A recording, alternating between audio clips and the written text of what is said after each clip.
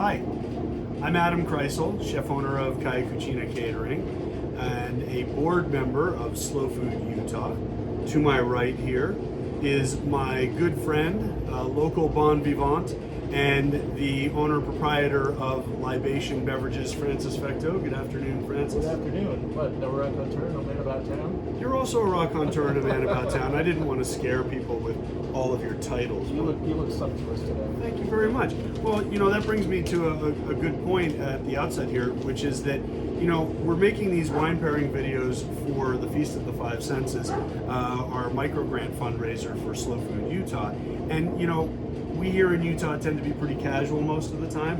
I think this is a good opportunity, given the fact that we're eating a 4-course fine dining menu and bringing it home. Why not dress for the occasion? I pulled out one of my best cocktail dresses. Well, you dressed to the nines, putting on the Ritz, as the kids say. Thank you very much.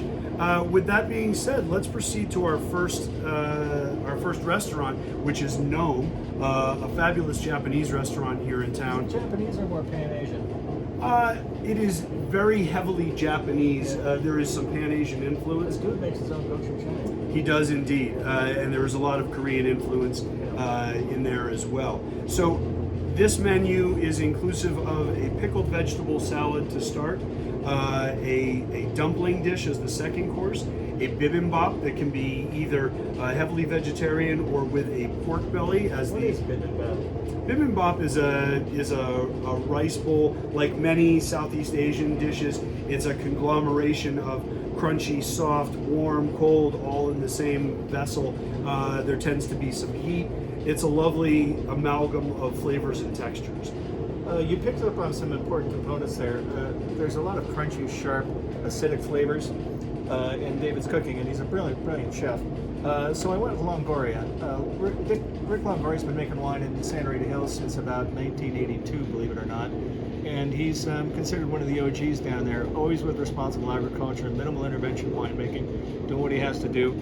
His Albarino is a tour de force of what this grape ought to be. Albarino is a thin-skinned white variety native to Spain, and he's been planting Spanish varieties in the Santa Rita Hills area for quite some time.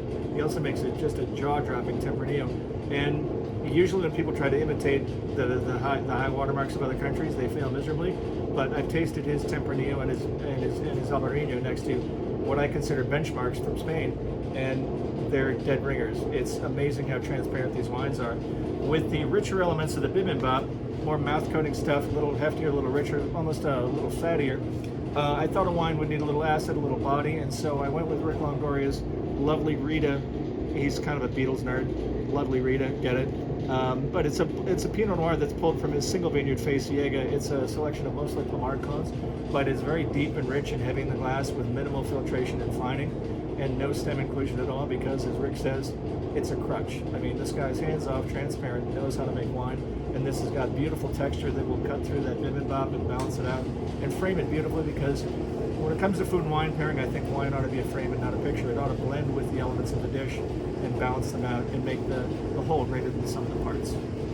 Make sense? That makes absolute sense. I think it sounds fabulous, and I think everybody that goes forward and enjoys Nohm's tasting is going to have a fabulous time. I think so. Love the food. Love the food. Fabulous. Thanks, Francis.